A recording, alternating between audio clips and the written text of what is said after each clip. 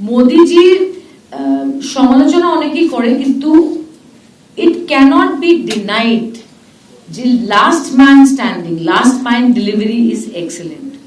আমার মনে হয় না দ্যাট যে ধরনের ন্যাশনাল এক্সপ্যানশন বা অ্যাসপিরেশন বা অ্যাকসেপ্টেন্স প্রাইম মিনিস্টার মোদির আছে, এরকম দ্বিতীয় কোনো নেতা আজকে এই দেশে নেই। বিজেপিতে যোগ দিলেন তৃণমূলের রাজ্যসভার 3 প্রাক্তন সাংসদ। যোগ দেবার 3 ঘন্টার মধ্যেই তারা পেলেন রাজ্যসভার প্রার্থী পদ। সুখেন্দু শেখর রায়, সুস্মিতা দেব, প্রকাশ চিক বড়াই পদ্ম পতাকা হাতে নিলেন এবং 3 জনকেই রাজ্যসভার খালি হওয়া 3 আসনে প্রার্থী করল বিজেপি। একদা 3 জনই তৃণমূলে ছিলেন, এবার একসঙ্গে বিজেপিতে যোগ দিলেন। বিকেলে পদ্ম পতাকা হাতে তুললেন, রাতে 3 জনই রাজ্যসভার প্রার্থী হলেন। আগে সুখেন্দু শেখর রায়, সুস্মিতা দেব, প্রকাশ চিক বড়াকইরা তৃণমূলের রাজ্যসভার সাংসদ ছিলেন। এবার তাদের বিজেপি রাজ্যসভার সাংসদ হওয়া নিছকই সময়ের অপেক্ষা।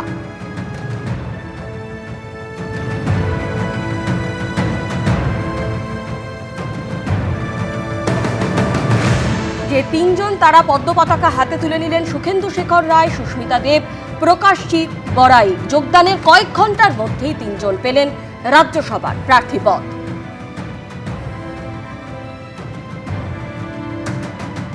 শ্রী সুখেন্দু শেখর রায়, শ্রীমতী সুস্মিতা দেব এবং প্রকাশ চিক বড়াইক, এই 3 জন তারা আমাদের দলে যোগদান করছেন। একই সপ্তাহে মাত্র 4 দিনের মধ্যে অর্থাৎ 96 ঘন্টার মধ্যে রাজ্যসভার সাংসদ পদ থেকে পদত্যাগ করেছিলেন প্রথমে সুখেন্দু শেখর রায়, তারপরে সুস্মিতা দেব এবং একেবারে তার পরের দিনই প্রকাশ চিক বড়াই। তখনই কিন্তু জল্পনা একেবারে তুঙ্গে উঠেছিল। আর গতকাল তারা গেলেন এবং একেবারে বিজেপিতে শুধু যোগদানই করলেন না, রাজ্যসভার শূন্য পদে 3 জনকেই কিন্তু প্রার্থী করলো বিজেপি। অতি প্রত্যাশিত ছিল এবং রাজ্যসভায় এবার বিজেপির প্রার্থী হলেন নতুন তৃণমূল থেকে যোগ দেওয়া এই 3 জন প্রাক্তন রাজ্যসভার সাংসদ।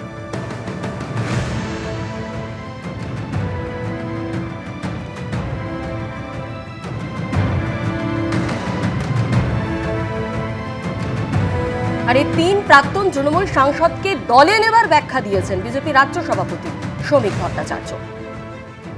ব্যতিক্রম তো থাকবেই, বিচ্যুতি নয়, ব্যতিক্রম। 4 ঘন্টার তৃণমূলের জন্য দরজা বন্ধ।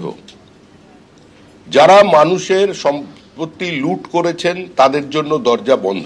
স্পষ্ট করে এটা বলেছিলাম, যারা চাকরি বিক্রি করেননি, চাকরি কেনেননি, সিন্ডিকেটে অংশগ্রহণ করেননি, যারা টেন্টেড নন, যারা অপ্রাসঙ্গিক মমতা বন্দ্যোপাধ্যায়কে প্রাসঙ্গিক করবার জন্য বিপরীত পরিস্থিতিতে নিজের ঘাম রক্ত দিয়ে দেওয়ালে ঘাসফুল চিহ্ন এঁকেছিলেন, তাদের কাছে আহ্বান জানিয়েছিলাম।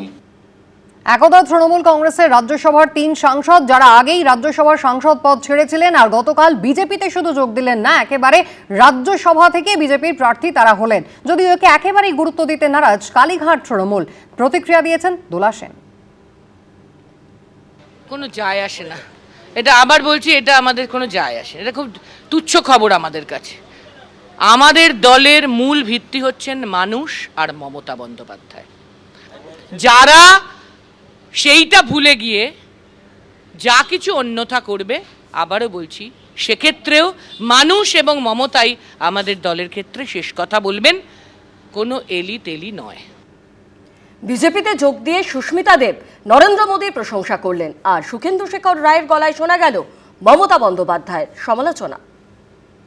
जब आरजी का कांड घटा, सारा बंगाल की आम जनता सड़क पे आ गई, लाखों की संख्या में। ये लोग राजनीति के साथ सब जुड़े हुए नहीं थे।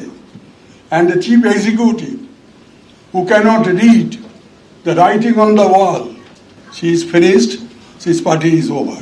মোদিজির সমালোচনা অনেকেই করে, কিন্তু ইট ক্যানট বি ডিনাইড যে last man standing, last mile delivery is excellent. আমার মনে হয় না দ্যাট যে ধরনের ন্যাশনাল এক্সপ্যানশন বা অ্যাসপিরেশন বা অ্যাকসেপ্টেন্স প্রাইম মিনিস্টার মোদির আছে, এরকম দ্বিতীয় কোনো নেতা আজকে এই দেশে নেই। একদা দলীয় সতীর্থদের বিজেপিতে যোগ দেওয়া নিয়ে এবার কটাক্ষের সুর শোনা গেল কালীঘাট তৃণমূলের তৃণমূল সাংসদ সৌগত রায়ের গলায়। এটাই তো হওয়ার ছিল। এই যে প্রথমে তৃণমূলের বিরুদ্ধে বলা, তারপরে তো যোগদান করার ছিল, এটা যোগদান মেলা হলো। সুখেন্দু তো অমিত শাহকে গিয়ে ওর বাবার লেখার চিঠি দিয়ে এসছে। এদের কোনো নীতি নেই। মানুষ এগুলো বিচার করবে যে কারা কিছুটা নীতি নিষ্ঠতা দেখাচ্ছে। এবিপি আনন্দ, এগিয়ে থাকে, এগিয়ে রাখে।